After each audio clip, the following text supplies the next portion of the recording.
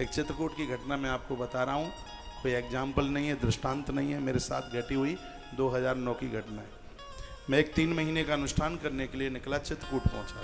चित्रकूट को मैं हृदय से बहुत मानता हूँ। मैं भगवान कामनानाथ का पुजारी हूँ और भगवान राम का भगत हूँ, तो मेरी बड़ी श्रद्धा है इस तीर्थ के प्रति। मैं वृंदावन में रहता हूँ, लेकिन मेरी श्रद्धा गोवर्धन नाथ से कम नहीं है कामतानाथ भगवान के प्रति। उन्होंने बड़ी कृपा करी, इसलिए तो राम कथा कह रहा हूँ, नहीं तो मुझसे ABCD ना आती होती रामायण के बारे में। मैंने कामतानाथ भगवान को 108 रामायण के पाठ सुनाए उनके चरणों में बैठ कर के। तो 2009 में जहाँ पर जानकी कुंड है, आप गए होंगे, बिल्कुल माता मंदाकिनी बह रही है, मैया जी ने 11.5 वर्ष एक ही जगह पर स्नान किया। यहाँ पर मैं माता जी को रामायण सुना रहा था और मैं बड़ा भाग्यशाली हूँ, मेरे सामने जो रामायण का गुटका रखा है वो वही है। ये मेरी रामायण सिद्ध है, इसके पेज जरूर गल गए हैं, भगवान की कृपा से चौपाइयाँ हजारों याद हैं, लेकिन ये मेरी वो रामायण, ऐसी रामायण पर मैंने कामतानाथ को 108 रामायण सुनाई।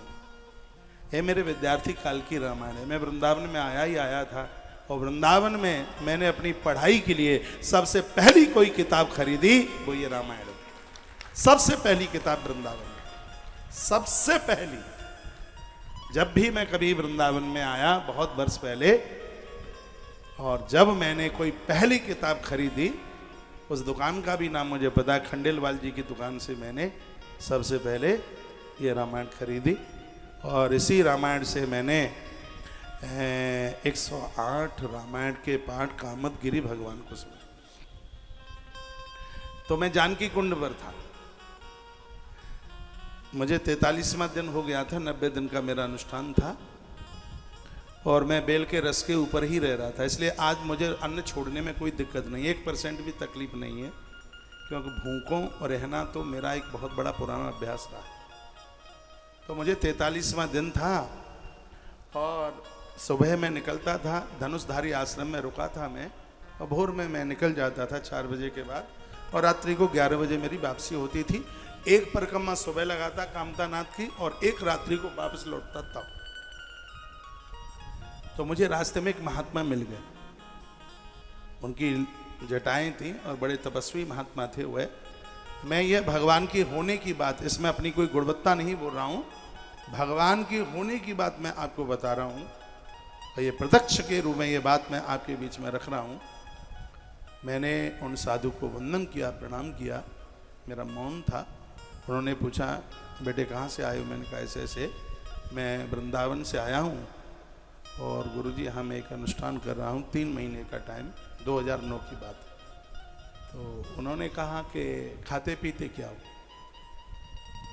मैंने उन्हें बोला कि मैं बेल का रस ले लेता हूँ, उससे मुझे पूरी पौष्टिकता मिल जाती है और मुझे कोई दिक्कत नहीं है, मुझे कोई परेशानी नहीं है। तो उन्होंने कहा कि ऐसा करो, मूंगफली के दाने ले लिया करो, क्योंकि तिल और मूंगफली के शरीर में कमजोरी नहीं होने देती। एक केला और बता रहे थे वो, केला और मूंगफली मिला करके, तो ये शरीर की तंदुरुस्ती को बरकरार बनाए रखे। मैंने कहा ठीक है, महाराज जी हैं, बोल रहे हैं, तो मुझे तो अनुष्ठान इसी हिसाब से करना है। वो चले गए, मैं भी धनुषधारी आश्रम चला आया। जब दूसरे दिन सुबह में निकला परिक्रमा के लिए, तो 5 बजे मुझे मिल गए, उनके हाथ में पॉलीथिन थी, 250 ग्राम मूंगफली होंगी।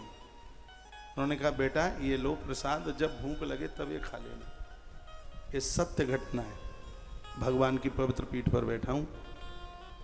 जब भूख लगे, उन्होंने क्या कहा कि जब भूख लगे तब इसे खा लेना, उन्होंने ये कहा था जब भूख लगे तब खा लेना।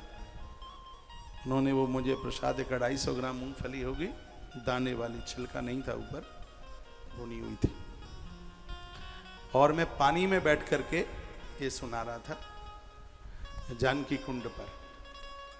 तो मुझे 43 दिन भूख नहीं लगी बिल्कुल, और जो मूंगफली के दाने मैंने उसको अपनी गर्दन में बांध लिया, क्योंकि कमर के नीचे का चला था बस कपड़ा, और पूरा शरीर पे तो कुछ था नहीं, किताब भींग ना जाए, किताब ऐसे हाथ में दोनों में, तो उसको तो फिर मैंने ऐसे बांध लिया पॉलीथिन को। लेकिन अब मेरा पाठ करने में मन ना लगे, मुझे ये लगे कि मूंगफली के दाने कब खा लूं, पाठ में मन न लगे बिल्कुल। 43 दिन भूख नहीं लगी और ऐसा लग रहा था कि मैं ये मूंगफली के दाने कब खा लूं, और मुझसे नहीं रहा गया। किताब मैंने ऐसे लगाई आंख में यूं, वहीं पानी में बैठे बैठे, और मैंने गले से वो पॉलीथिन खोल ली और बस उसमें से मैं मूंगफली के दाने बड़े प्रेम के साथ 43 दिन का भूखा, और वो भी भूखा ब्राह्मण तो शेर की तरह होता है। तो जैसे ही मैंने वो निकालने की कोशिश करी, पीछे से आवाज आई कि संकल्प तोड़ रहे हो। मैंने एकदम पीछे मुड़ करके देखा कि बोल कौन रहा है, सत्य घटना है। मैंने पीछे मुड़ के देखा, पानी के बीच में एक बंदर आया और मेरे हाथ से पॉलीथिन लेके चला गया। मेरा संकल्प बच गया। फिर मैंने तो 90 दिन कुछ नहीं लिया। अब मैं कैसे ना मानूं कि भगवान नहीं है। वो मेरे हनुमान थे, जिन्होंने मेरे संकल्प की पूर्ति की, जिन्होंने मेरे संकल्प को पूरा किया। चित्रकूट के प्रति बहुत श्रद्धा। ऐसा कभी सोचना ही नहीं कि भगवान नहीं है। भगवान थे और भगवान हैं और भगवान रहेंगे। देखो मेरी रामायण कैसी हो गई, एक एक पन्ना अलग हो गया। ये देखो, ये देखो, फिर भी ये मेरे प्राण हैं। एक एक पेज, चौपाइयां तो मेरे आंख से पट्टी बांध दो तो भी बोलता रहूंगा, लेकिन जब ये रामायण मेरे सामने होता है तो मुझे लगता है कि चित्रकूट ही मेरे सामने है, कामतानाथ मेरी आंखों के सामने।